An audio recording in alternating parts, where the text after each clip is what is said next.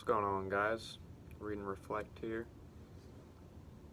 It's been a busy week for me. Actually, a couple of weeks ago, I got my first writing published. I can put it in my description below for anybody interested, though nobody is obligated to read it, but that's been pretty exciting. And I have another writing pending publication, and I am supposed to be writing yet a third, at the moment, to be turned in the next week or so, and we'll see how that goes. Anyways, that is all consequent of just a really productive past year that I've had, and this seems to have begun with my first encounter with a professor in an ethics course with whom I've maintained friendship. But in meeting him, there arose in me this impetus and ambition. He recognized in me a talent and curiosity, I guess, that he thought uncommon amongst people as young as I am. I'm 22, and so we sort of engaged this apprenticeship thing. He has moved out of the country now, but we still talk and all that. But anyway, the point is that he got me to start working and to build on my talents and to pursue my own individuality. And that is a very remarkable and infrequent influence that I have seen in my life and in others as well. The whole individuality thing seems to have died off for the most part. It's a painful thing to be an individual and to be apart, to be a separate entity. And yet, this to me seems so essential to pursue, as it were, one's essence, that there is something to each individual that can be cultivated. And the cultivation of whatever that is, call it essence if you will, brings about tremendous results. And thus it is a sort of obligation to pursue one's individuality. I've always felt this, but I always say this past year in my videos, and it's so true because I had been willfully blind to this for a very long time, and it's almost as if I discovered some sort of secret. And, you know, it may be annoying to hear me talk about it in this light, but that's just, at least for me, how I have experienced this. And we're turning to Nietzsche today, and he too, I actually began reading him heavily after I met this professor that I was speaking about, though he's actually not a fan of Nietzsche. But Nietzsche is one of the very few authors, if not the only author, that I have seen condone so fervently this individual principle, that one has one's own ideal to tend to, one's own essential nature, and that this can be obfuscated and it can be destroyed in all manner of ways, or it can be facilitated and we can be brought to our fruition, as if I like to use the metaphor of plants or something. I mean, there are definite ways of raising a plant and of leading to its demise. If it's shielded from sunlight and water, well, it's not going to grow. And if it's contained within the wrong soil. But if you meet all of those conditions, and the irony is that this is actually how he begins his book Ecce Homo, it's climate and diet. He's using all of these sort of metaphorical terms to get the individual to see that there are conditions which can be met such that you become what you are. And that's the name of the first chapter of Ecce Homo. Today we're turning to the gay science. I just picked it up this morning.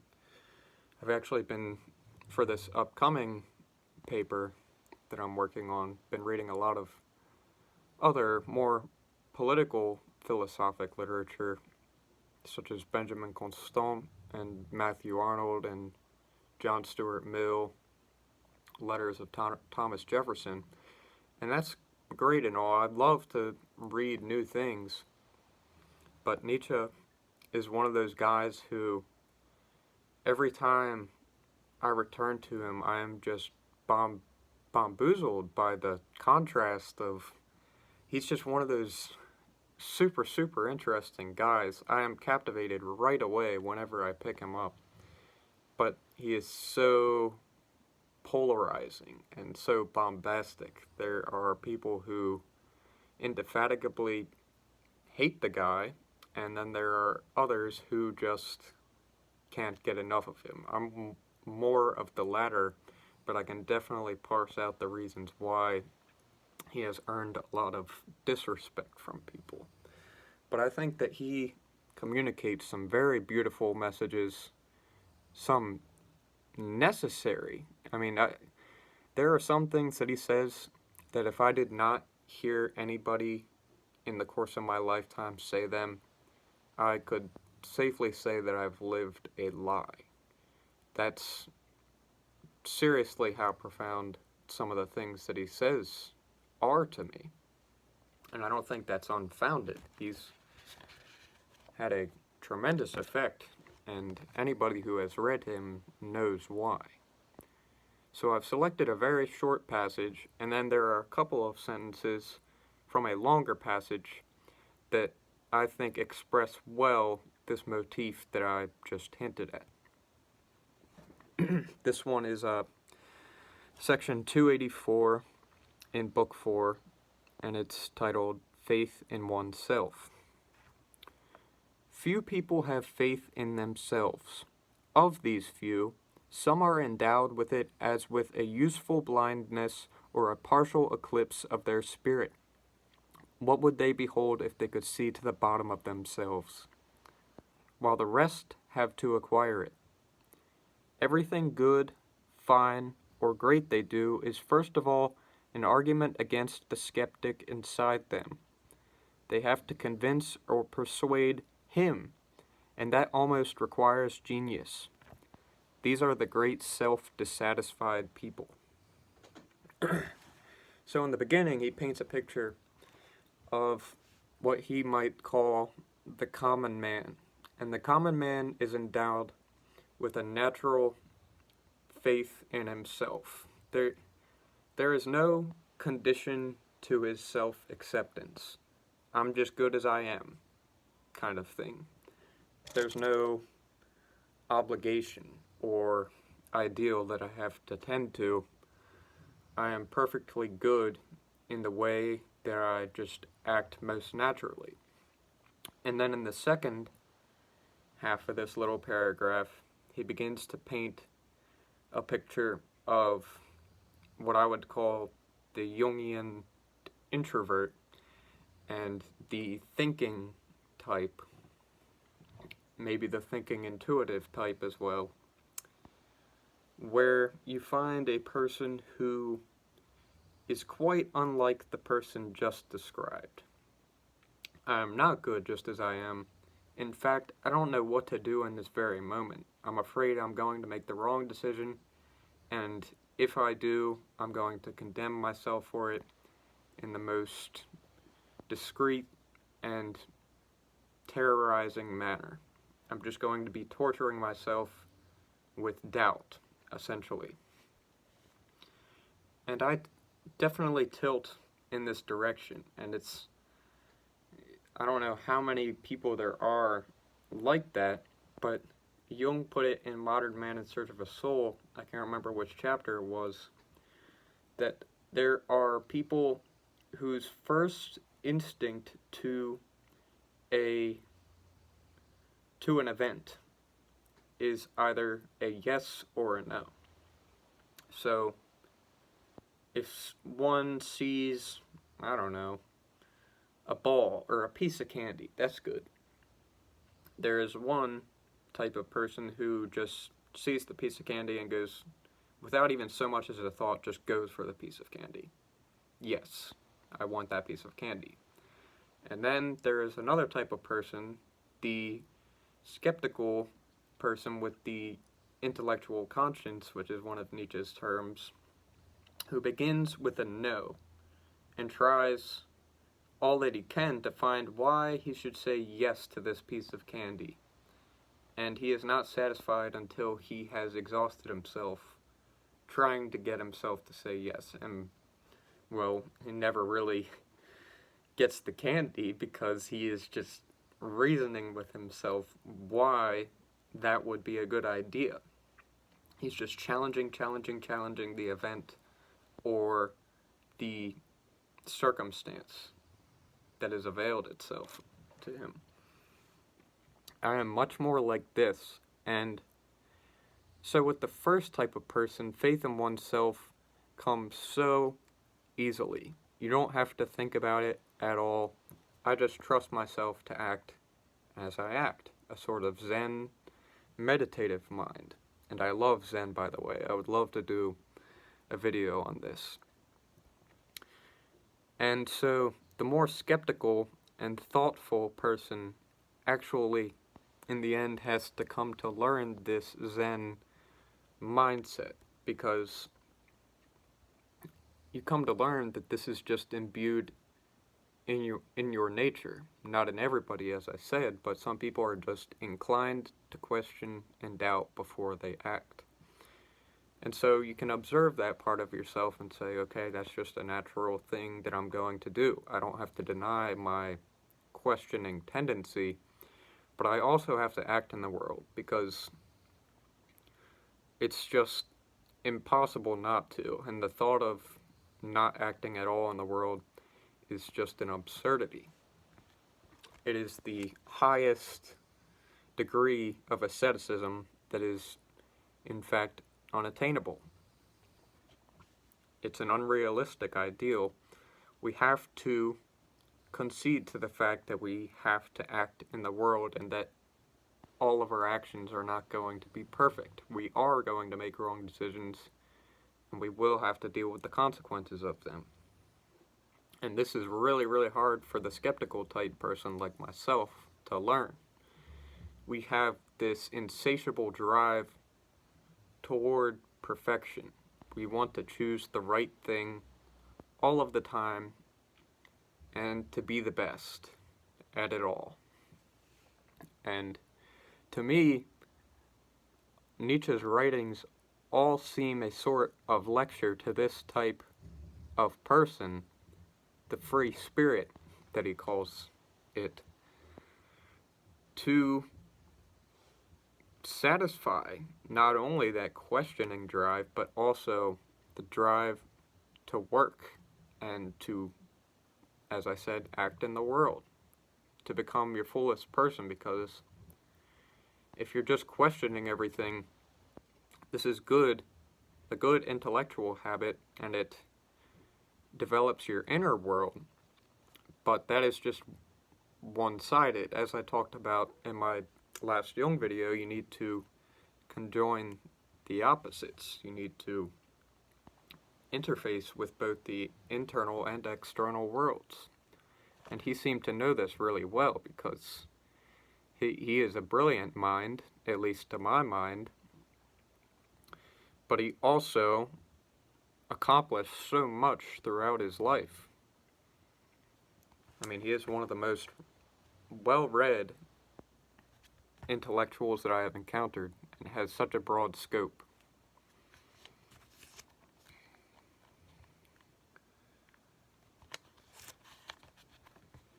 And so, this is the passage I was speaking about before, where he seems to point very directly at this becoming what one is. And the condition of this, which I will say now.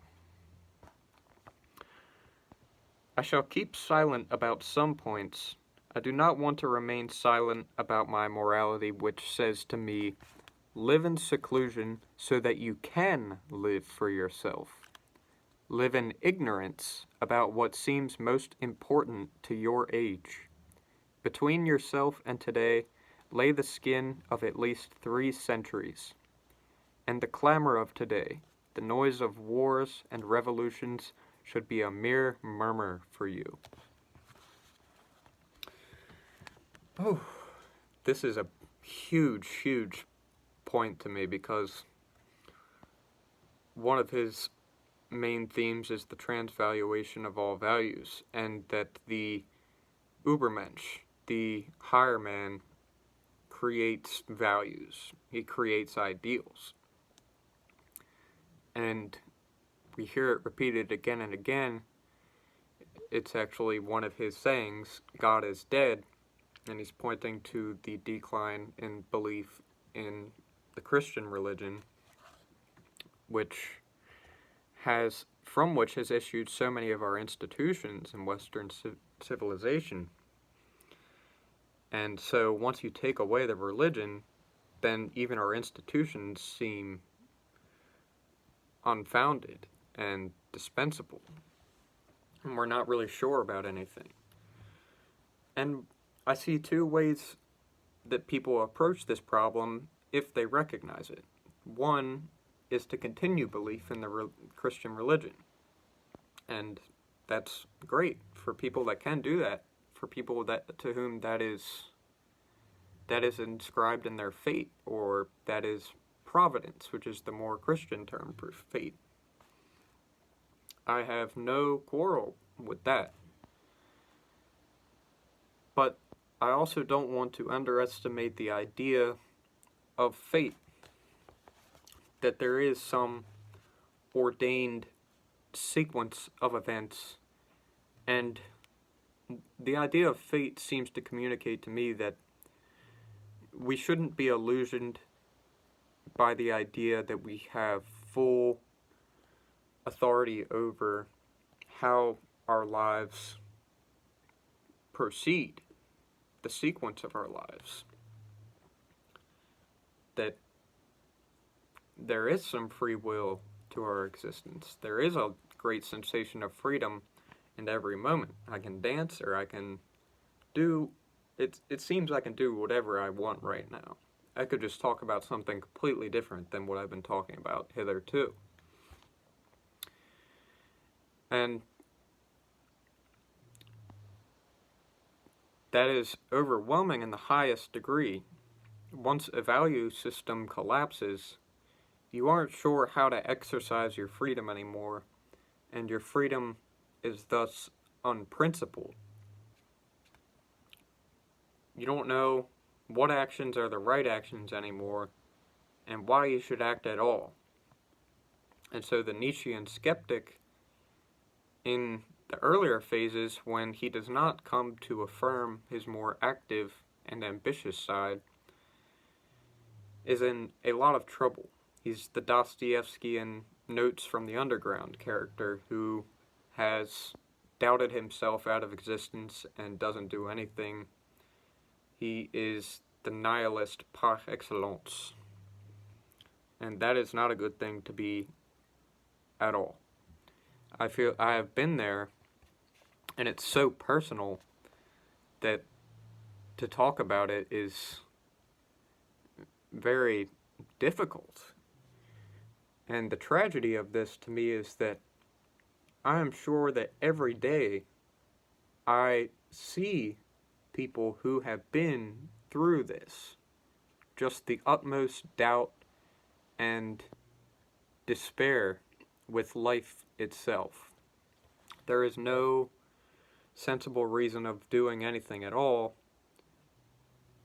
We're in a chance universe where atoms are moving around aimlessly and without any care for us as individuals.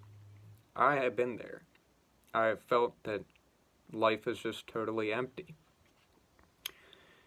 And the more I began to examine this, these interpretations seem to be inspired by a poor choice of words. And it seemed that I had maybe been trying to fill the spiritual void of our age blindly, and making all of these grandiose assertions of life is meaningless. And I was doing this all unconsciously. I was not going out of my way to find reasons for the alleged fact that life is meaningless. It just felt that way to me. And I was entertaining those notions. And the more I looked at it, the more I came to realize that it is natural for us to, at least some of us more than others, I think, to go into those darker directions of thought and feeling. We have very personal and existential emotions and consider, what is the meaning of my life? What am I here to do? This is much stronger in some than others, and I feel it has been very strong with me.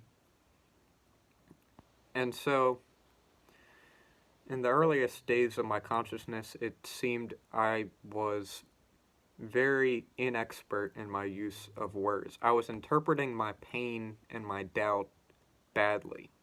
And this is another very big idea of Nietzsche's, is that the fact that a human being can experience existential doubt and anxiety and be impelled to all sorts of actions and thoughts that one wants nothing to do with, this seems to be a refutation of life itself to some people, or it seems to be an account of hereditary sin.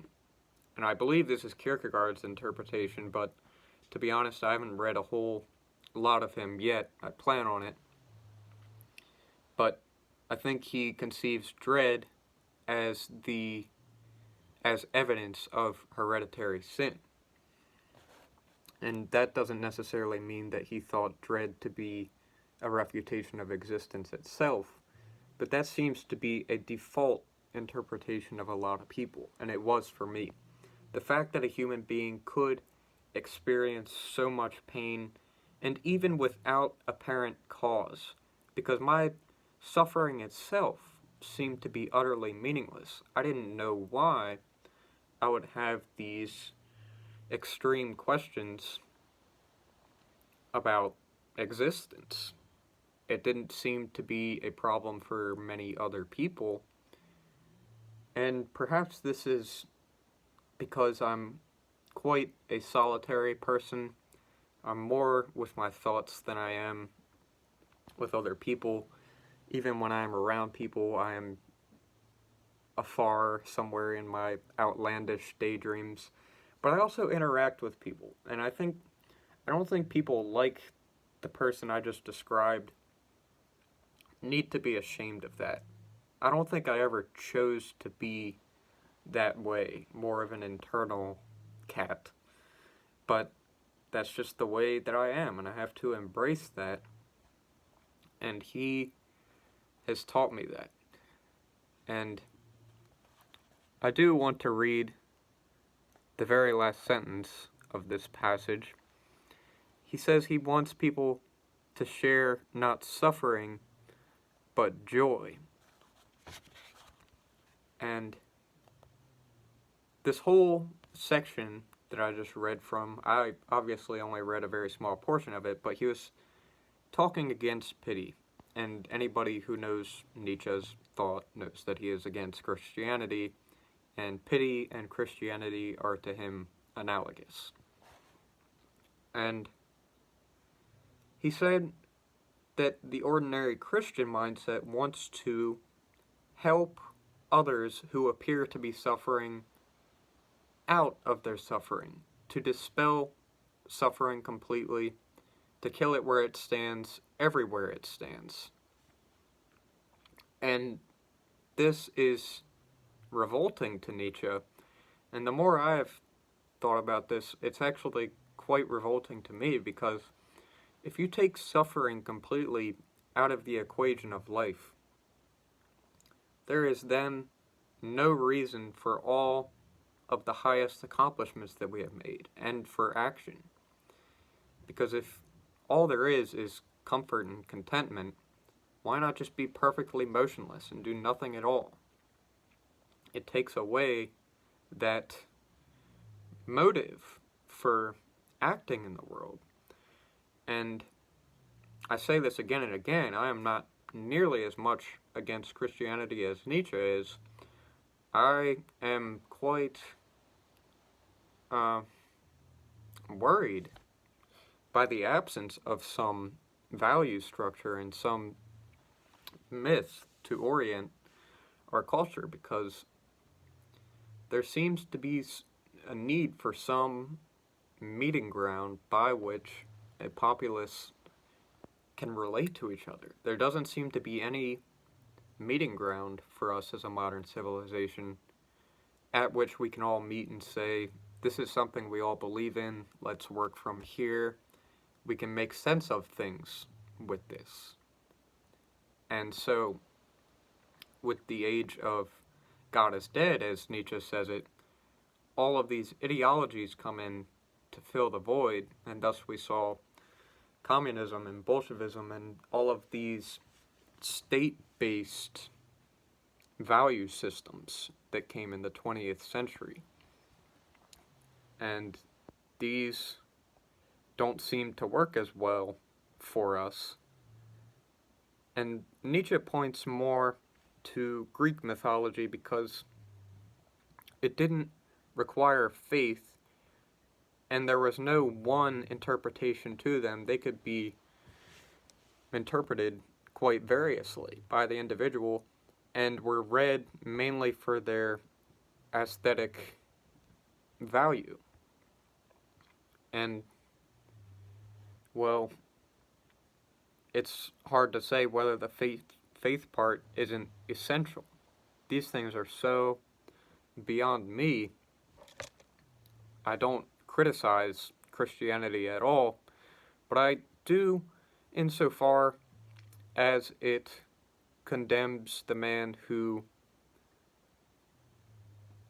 pursues his own ideal, who wants to become what he is. And this is huge, and seems to be the reason that Nietzsche receives so much hate, is that he had this ideal, as it were his own mythology, by which he abided and lived his life. And it seemed to obviously produce a great talent. He is one of the most remarkable writers I have ever encountered. But this seems to be a rarity, and it doesn't map onto civilization at large. Not everyone is going to create their own myth and their own entelechy, which is this goal or orienting point which a person pursues, and it brings out his strengths or virtues. It doesn't occur to most people, but to some it does, and to those who it does, I say pursue it, and don't be ashamed of it. People may shame you if you pursue your own ideal, because it deviates so much from what people consider good and what they expect of you. This is why he offers the seclusion thing, because if you are always surrounded by other people and catering to this invisible morality that is everywhere present when you're around people, then you have relinquished a great deal of your natural potential. And you have foregone an ideal which may reside within you, and thus foregone your individuality.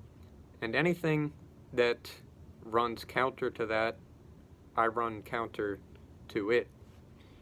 And so, to that degree, I keep a distance from Christianity, but I do not loathe it quite like Nietzsche did. And so there are quite a lot of things that he said that most will agree are rather ugly, but there are also an abundance of statements that he has made which are quite magnificent. And I think that if people listen to those things and do not judge him by his faults, then there is a great impact that he could have on his readership. So I'm going to go. Thanks, guys.